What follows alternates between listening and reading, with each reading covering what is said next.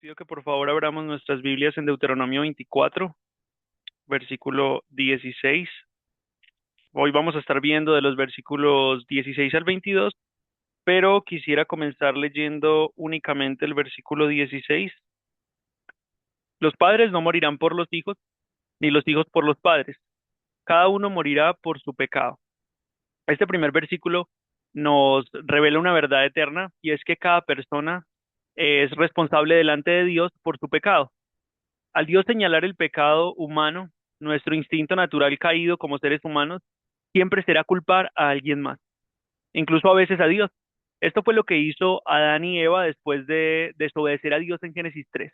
Allí sabemos, Adán culpa a Eva, Eva a Satanás. Y aunque Satanás no habló, si se le hubiera permitido hablar, había culpado a alguien o a algo más. Y es que esta realidad de la humanidad caída también se reflejaría en tiempos posteriores, incluso a Deuteronomio, mediante un refrán que se haría bastante común en Israel. Este refrán lo encontramos en Ezequiel 18. Ezequiel 18, versículos 2 al 4.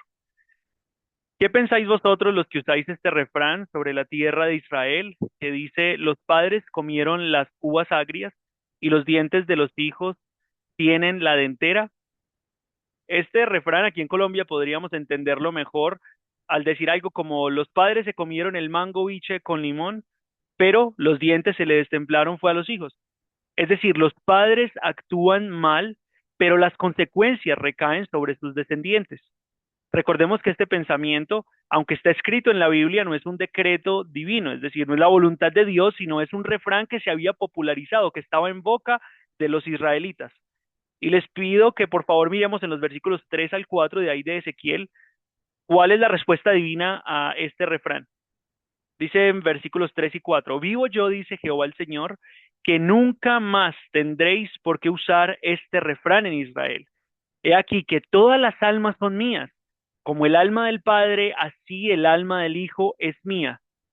El alma que pecare, esa morirá. Y eso mismo es reiterado en el versículo 20. El alma que pecare, esa morirá. Dice el texto, el Hijo no llevará el pecado del Padre, ni el Padre llevará el pecado del Hijo. La justicia del justo será sobre él, y la impiedad del impío será sobre él.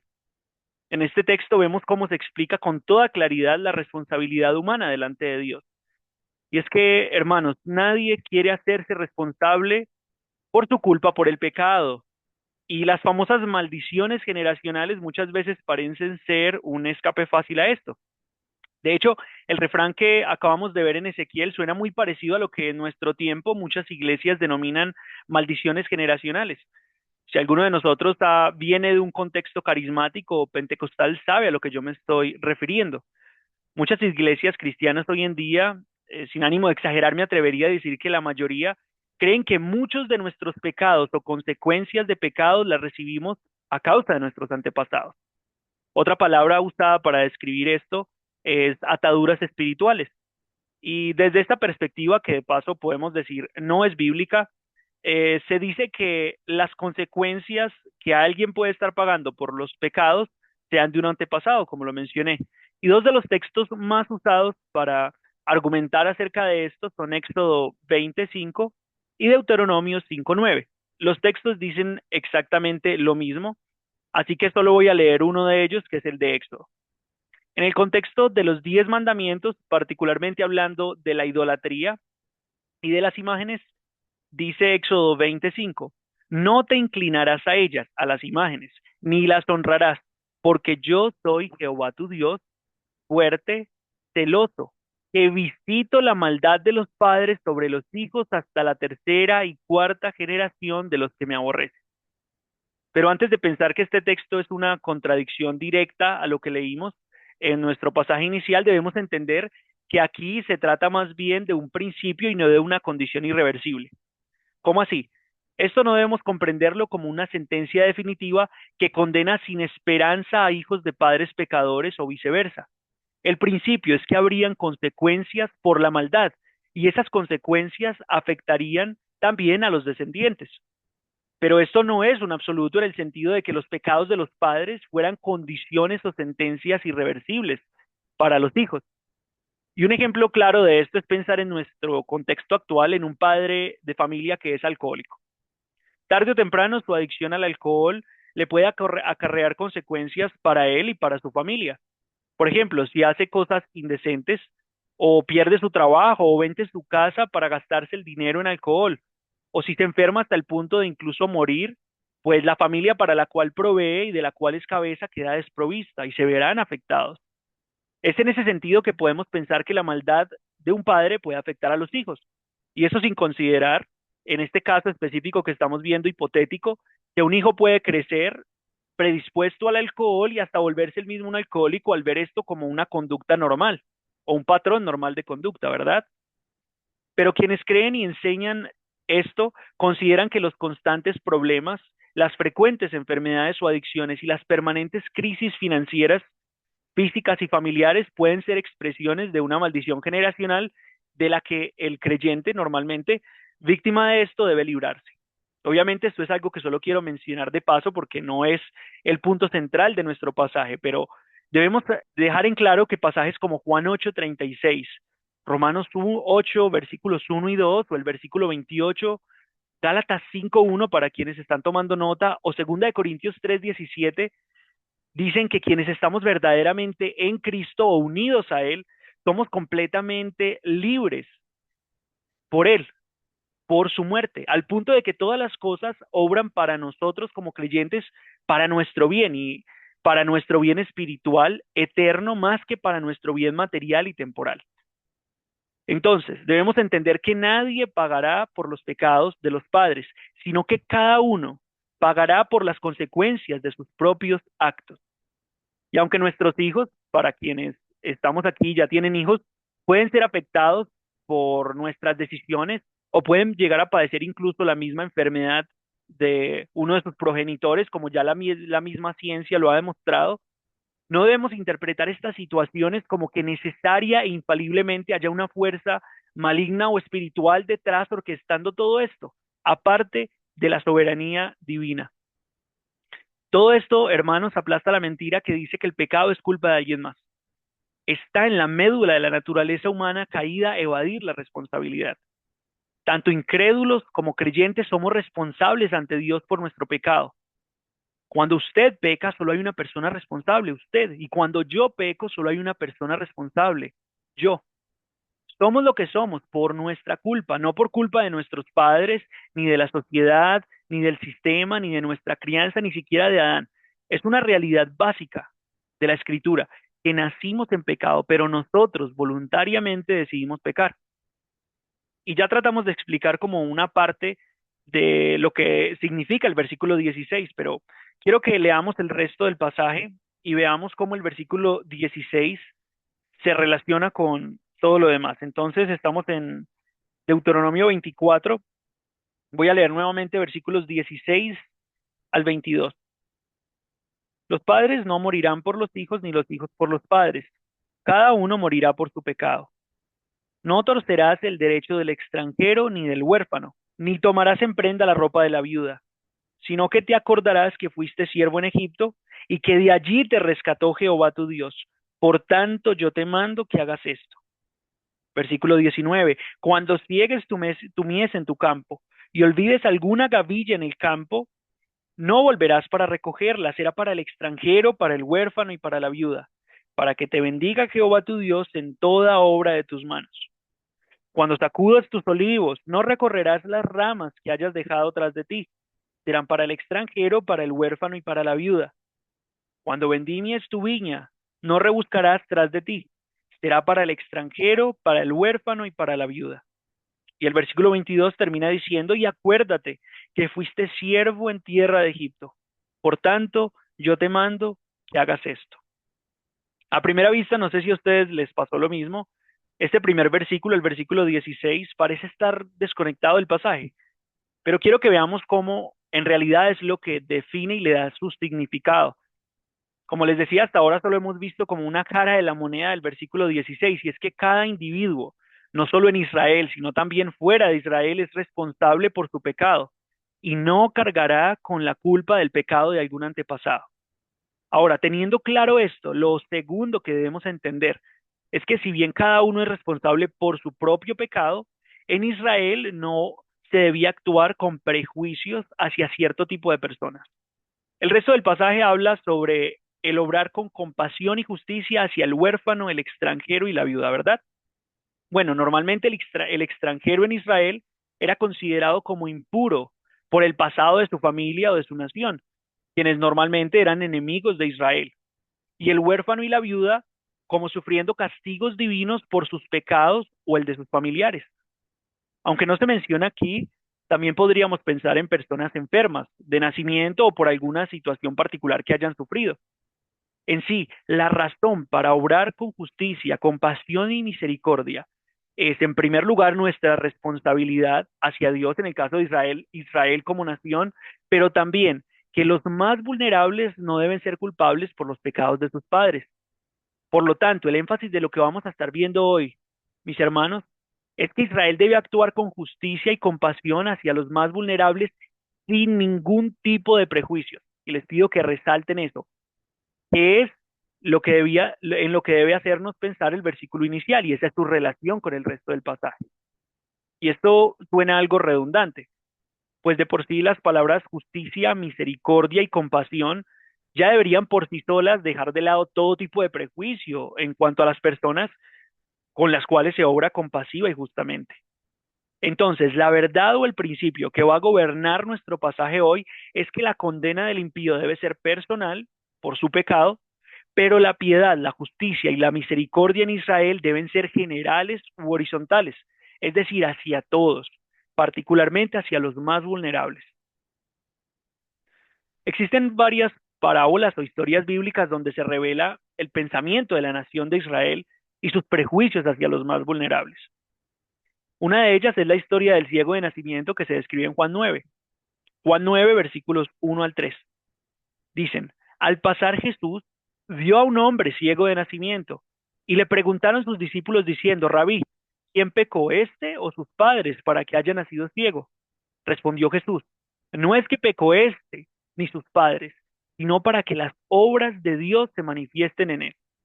Aquí lo que hace el Señor Jesús es enfatizar el hecho de que la ceguera de este hombre no era consecuencia ni de su propio pecado ni del pecado de sus padres. Y al final ustedes recuerdan qué pasó, Jesús lo sana e incluso lo hace su discípulo y desafía incluso más este tipo de prejuicios que eran comunes en su época, incluso por parte de sus mismos discípulos, porque fueron sus discípulos quienes llegaron con este interrogante. Ahora, de vuelta a nuestro pasaje en Deuteronomio. Para un israelita sería fácil pensar que los más vulnerables, es decir, los huérfanos, los extranjeros y las viudas estaban sufriendo justa y apropiadamente de parte de Dios por el pecado de sus padres, o que la muerte, el sufrimiento, el destierro y la enfermedad que ellos podrían estar sufriendo estaba necesariamente asociado al juicio divino. Sin embargo, lo que Moisés les dice, y en este párrafo quiero recoger el énfasis de nuestro pasaje es, cuando ustedes piensen en el huérfano, el extranjero y la viuda, no piensen en el pecado de sus familiares como el resultado de su estado actual, pues cada uno es responsable por su pecado. Más bien, ustedes, la nación escogida por Dios, tienen el deber de tratarlos con justicia, equidad y compasión, sin ningún tipo de prejuicios y teniendo en cuenta o recordando todas las bendiciones que han recibido de parte del Señor, comenzando por su misma liberación de Egipto, siendo ellos mismos el pueblo más vulnerable allí. Así, el título de este pasaje que vamos a estar considerando es un muy conocido refrán: haz el bien sin mirar a quién. Y está dividido de la siguiente manera: el versículo 16 que ya tratamos, responsabilidad moral personal; versículos 17 al 18, obligación de justicia; y versículos 19 al 22, deber de compasión con los frutos del campo. Las segundas dos divisiones, versículos 17 al 18 y 19 al 22, se enfocan hacia las mismas personas, los más vulnerables, los huérfanos, los extranjeros y las viudas. Y quisiera dar un breve panorama de el capítulo 24. En este capítulo, que cierra creo que nuestro pasaje, hemos venido viendo leyes sobre el divorcio, versículos 1 al 4, sobre la protección de la primera esposa, los cuales también establecen un contexto de justicia y protección hacia los más vulnerables. En ese contexto particular, la mujer divorciada y sus hijos en los versículos 5 al 6. Veíamos también la prohibición de tomar prendas de los pobres, versículos 10 al 13, y la instrucción de pagar en el día el salario de los trabajadores. Del mismo modo, el capítulo 25 que vamos a estar considerando en nuestra próxima reunión señala la base de la justicia, que es la absolución del justo y la condena del culpable, sin hacer acepción de personas de ninguna clase. Todo este contexto, anterior y posterior a nuestro pasaje, evidencia la relación que tiene cada pasaje en la mente de Moisés. Y antes de pasar a considerar los versículos 17 al 18, quiero que miremos cómo se relacionan nuestras dos divisiones finales. El versículo 17 nos da las leyes sobre la justicia y la prenda hacia el extranjero, el huérfano y la viuda, y el versículo 18 cierra dando la razón. Y la razón, les recuerdo una vez más, es la liberación de Israel de Egipto. Y los versículos 19 al 21 son las leyes de compasión hacia el extranjero, el huérfano y la viuda con los frutos del campo. En el versículo 19 vamos a ver acerca de la mies, en el versículo 20 acerca de los olivos y en el versículo 21 acerca de la viña. Y el versículo 22 nuevamente cierra dándonos la razón, y es la misma razón que encontramos en el versículo 18. La razón es el rescate de Egipto por parte del Señor. Esto es lo que debía mover a la nación de Israel, a la nación de Dios, a actuar con justicia y compasión. Entonces voy a leer los versículos 17 al 18. No torcerás el derecho del extranjero ni del huérfano, ni tomarás en prenda la ropa de la viuda, sino que te acordarás que fuiste siervo en Egipto y que de allí te rescató Jehová tu Dios. Por tanto, yo te mando que hagas esto. ¿Qué piensan ustedes? Aquí es muy difícil interactuar porque no estoy en la reunión, pero ¿qué piensan ustedes que significa torcer el derecho del extranjero o del huérfano? Bueno, es distorsionar o manipular la justicia en perjuicio de los más vulnerables. Dios aquí está instando a Israel a tratar a todos con equidad y justicia, sin hacer distinciones injustas nacidas de prejuicios, como veíamos en el versículo inicial, ni tampoco basados en su condición social o en su situación de vulnerabilidad. Dios llama a su pueblo, a Israel, a proteger y defender los derechos de los más vulnerables en la sociedad, como los extranjeros y los huérfanos, y a tratarlos con amor, compasión, pero sobre todo con justicia. Al leer este pasaje debemos recordar que la misericordia y la justicia hacia los más vulnerables es una legislación que no tenía precedentes ni antecedentes en las naciones de alrededor de Israel. Podemos mirar, por ejemplo, Proverbios 22, del 22 al 23. Voy a leerlo para ustedes. No robes al pobre, porque es pobre, ni quebrantes en la puerta al afligido, porque Jehová juzgará la causa de ellos y despojará el alma de aquellos que la despojaren. El carácter mismo de nuestro Dios es compasivo y justo, y por esa razón se enfatiza tanto en su palabra, y por eso es que Dios le exige a su pueblo que refleje ese mismo carácter lleno de compasión y de justicia. Les pido, mientras vamos a leer estos versículos, que por favor meditemos y tratemos de recordar un poco de lo que escuchamos este domingo en la predicación de Amós con el pastor Javier, donde providencialmente ya él venía exponiendo algo muy similar a lo que estamos viendo hoy. Voy a leer estos textos de manera rápida, pero si ustedes quieren pueden tomar nota y lo pueden leer con más detenimiento después. Salmo 68:5 dice: Padre de huérfanos y defensor de viudas es Dios en su santa morada. Y también Salmos 146, versículo 9 dice: Jehová guarda a los extranjeros, al huérfano y a la viuda sostiene, y el camino de los impíos trastorna. Tal vez no hemos pensado en esto, pero los huérfanos y la viuda y las viudas en Israel, si bien eran huérfanos y viudas, tenían un padre y un esposo en mayúscula. De hecho, el mejor padre y el mejor esposo, que es Dios, y Él mismo les promete cuidar, proteger, proveer y defender su causa. Más aún, Él promete ser el enemigo de los opresores de sus viudas, de sus huérfanos y de sus extranjeros.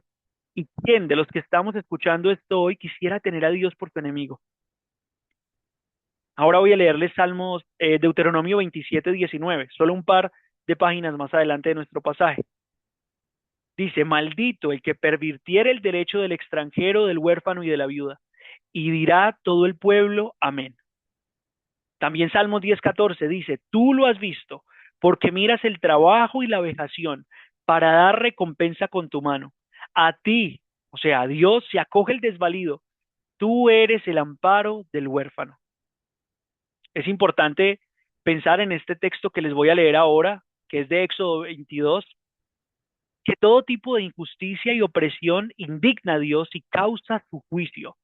Pero es importante notar que muchas veces cuando se habla de la ira y el juicio de Dios, se involucran a las personas más vulnerables. En Éxodo 22, 22 al 24 dice, a ninguna viuda ni huérfano afligiréis, porque si tú llegas a afligirles y ellos claman a mí, ciertamente oiré yo su clamor y mi furor se encenderá y os mataré a espada. Y miren el juicio tan tremendo. Os mataré a espada y vuestras mujeres serán viudas y huérfanos vuestros hijos. De esta manera, si uno de estos tres grupos, extranjeros, huérfanos y viudas, necesitaban el amparo de la ley, ya en muchos lugares Dios les había dicho que ellos debían dársela.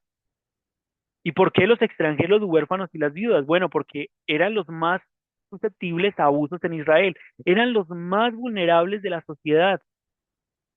Recordemos que en esta época de Israel, a punto de entrar en la tierra prometida, un extranjero no podría ser propietario de un terreno, no podía contar con el apoyo de su familia o tribu en asuntos legales, podría ser entonces una tentación para una autoridad israelita tratarlo injustamente por el hecho de ser extranjero y decir, este es moabita, no importa, esta es cananea, no pasa nada.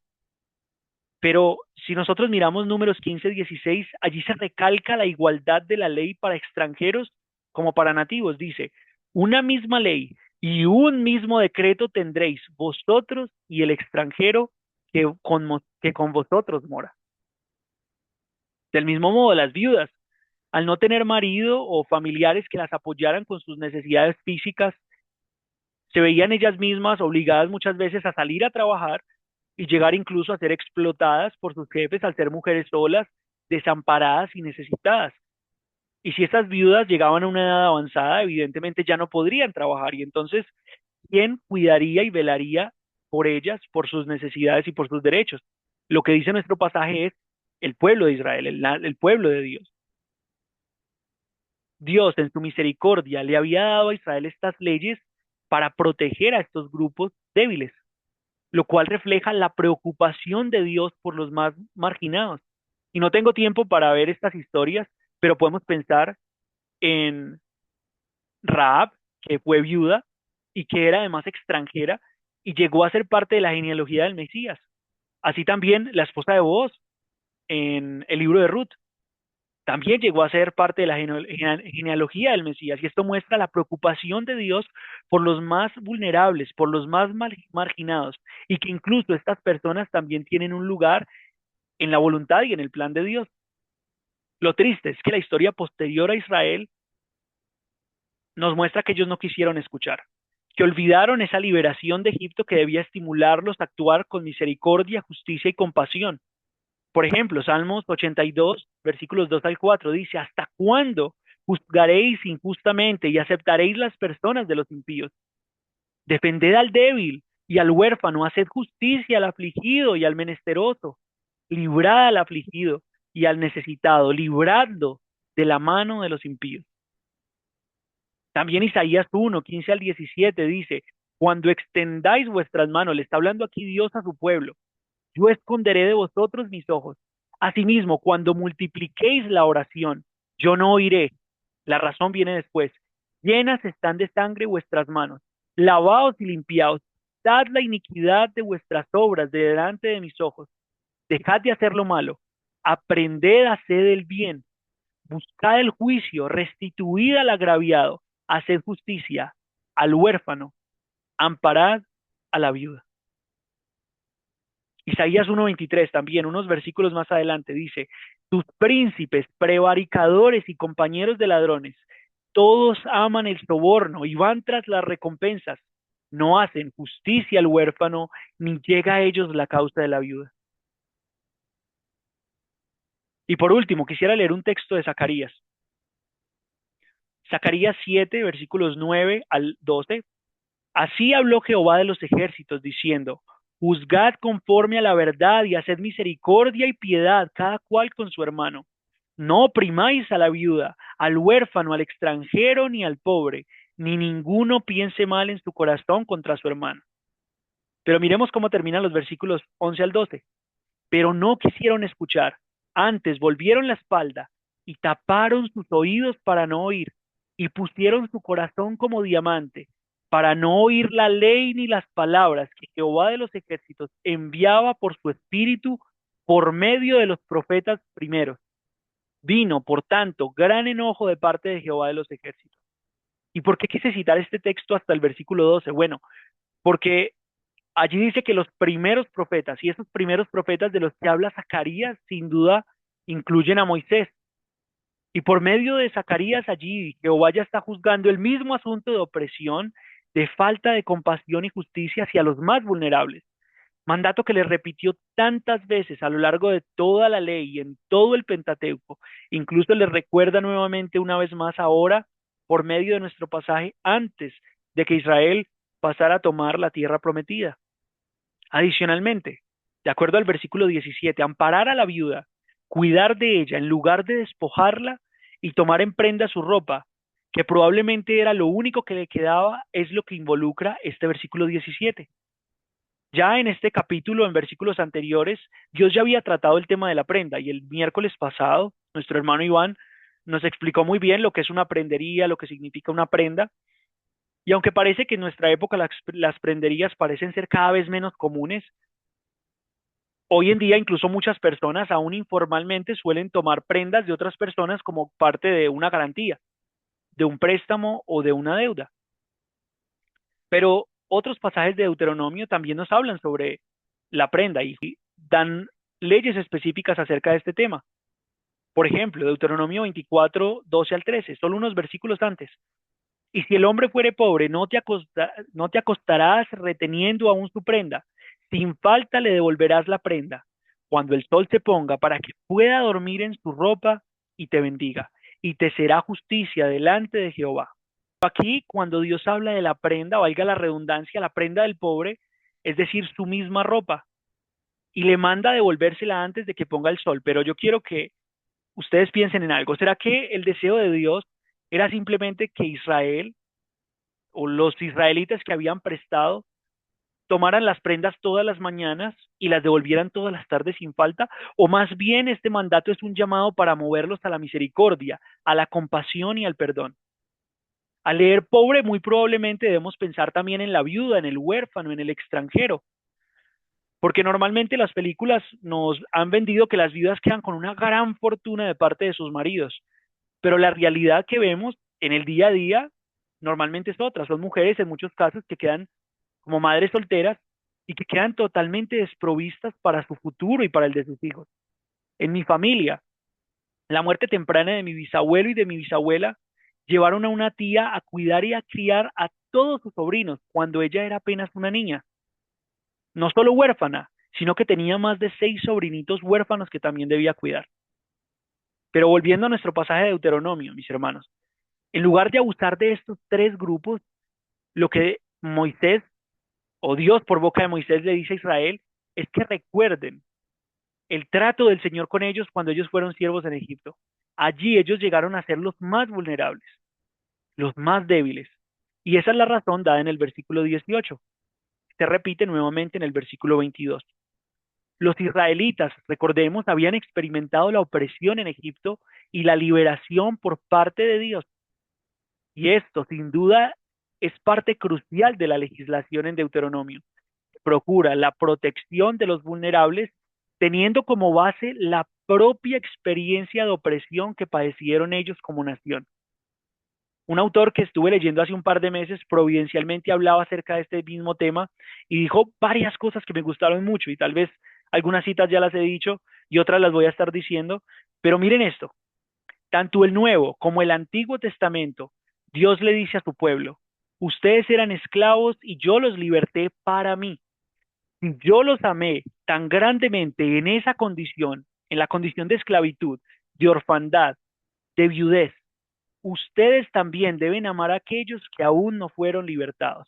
Este es el propósito del Evangelio. Esto es lo que el Señor llama que Israel haga en nuestro pasaje.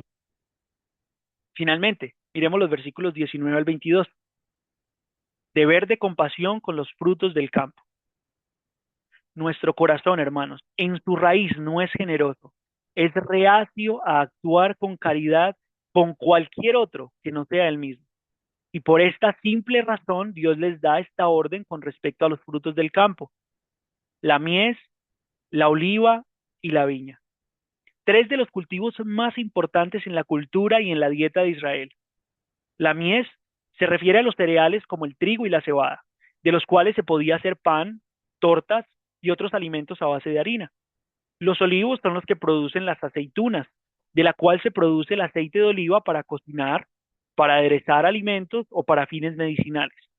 Y la viña produce uvas, sea para hacer vino o para comerlas frescas o secas.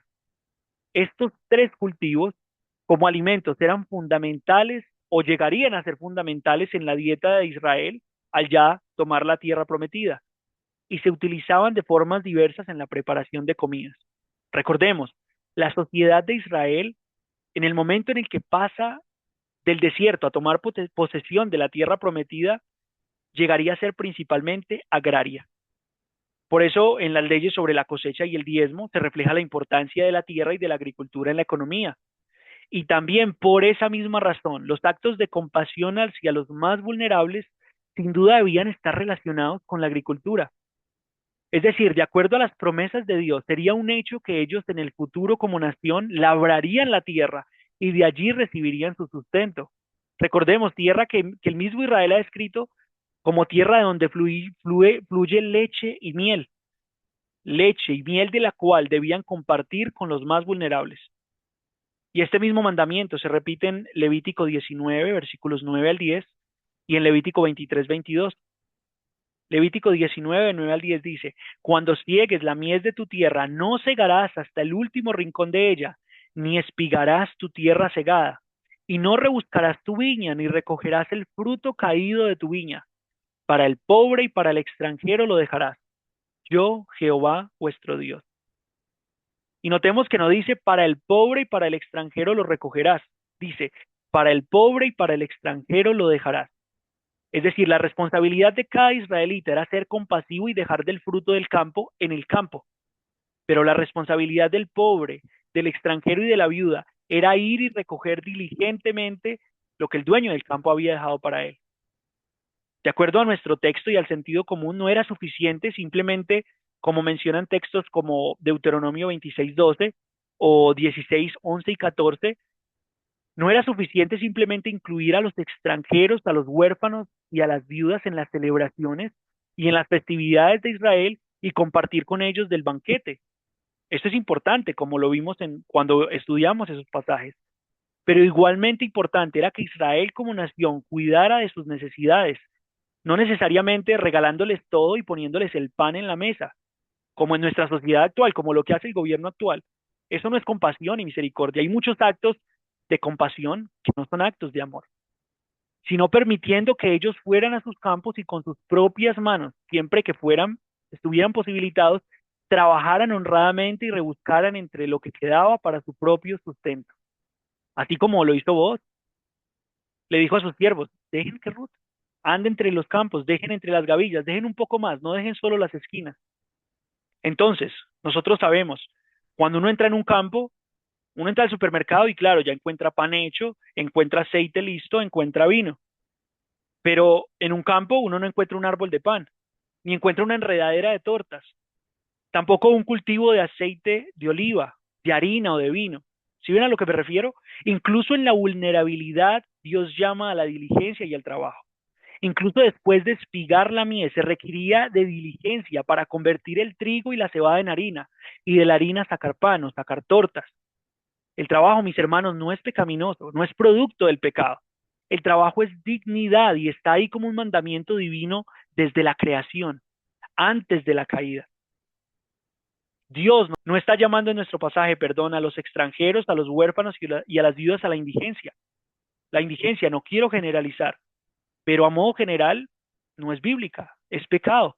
En casos de enfermedad como el del ciego de nacimiento que vimos antes, bueno, es justificable, pero cuando nosotros salimos a las calles normalmente vemos que los indigentes son personas jóvenes, saludables, que fácilmente pueden salir y trabajar honradamente en lugar de estar pidiendo, pero tienen vidas desordenadas, normalmente con vicios o con adicciones, y prefieren pedir o robar que trabajar.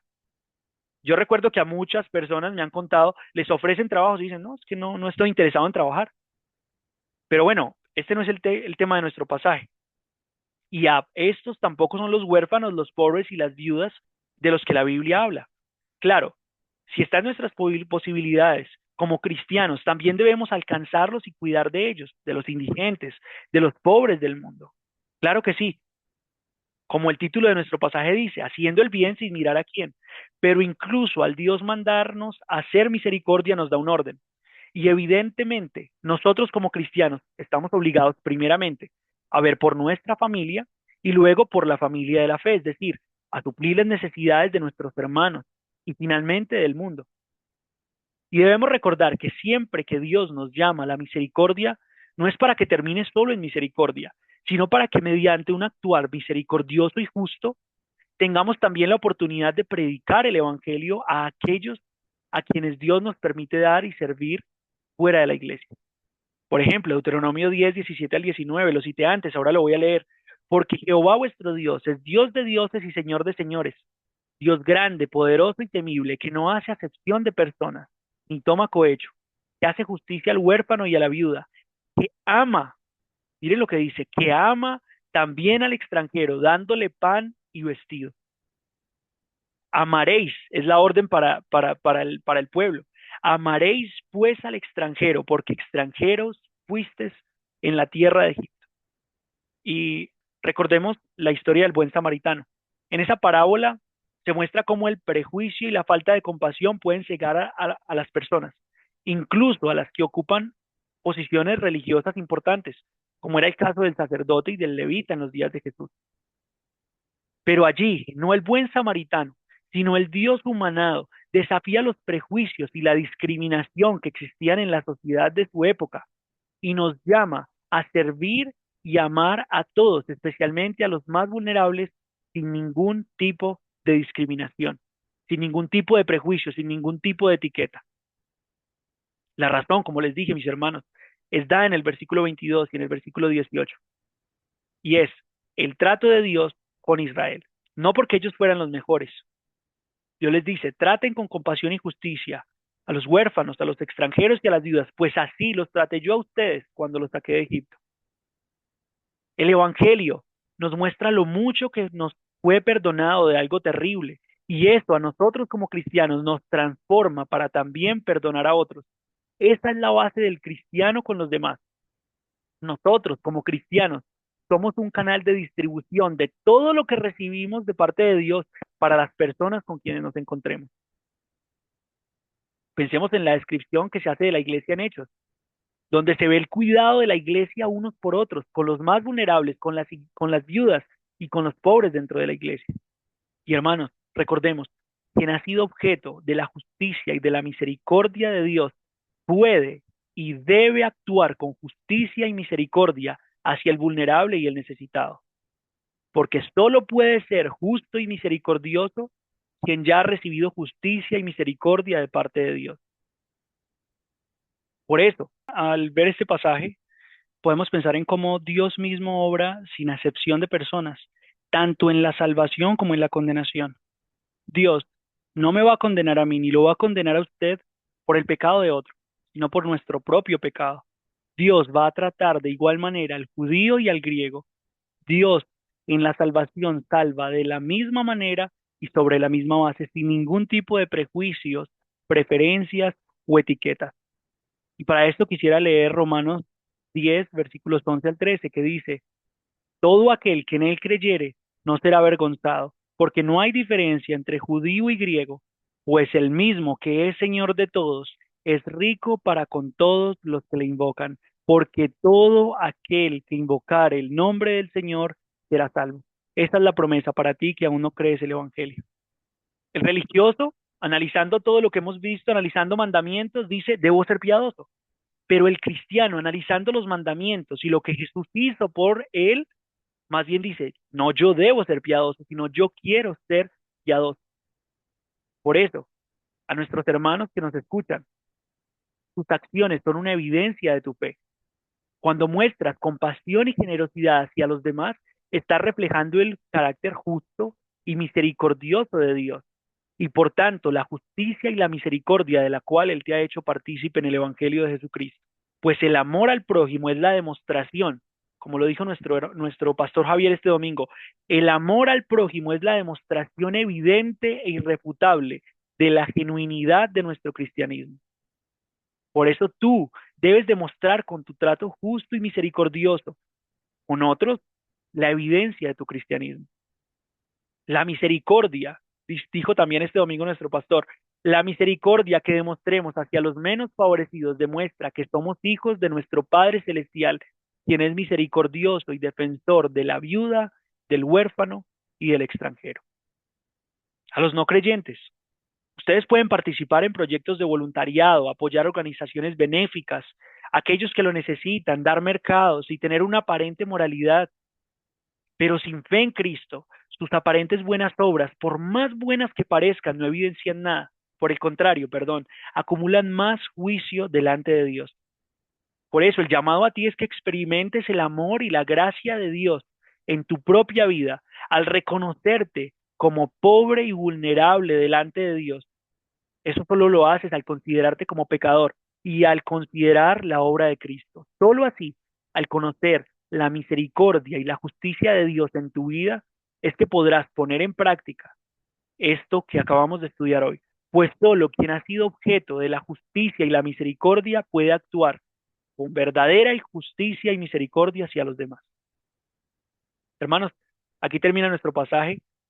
Recordemos, si nosotros recibimos estas dádivas de parte de Dios, ahora debemos compartirlas con quienes no las tienen. Si yo fui objeto del misterio de la misericordia de Dios, ahora quiero ser un ministro de esa misma misericordia. Pues quien ha sido justificado por Dios practica la justicia con su prójimo, pues el encuentro con la gracia nos lleva a vivir una vida de justicia, pues ésta refleja el carácter de Dios.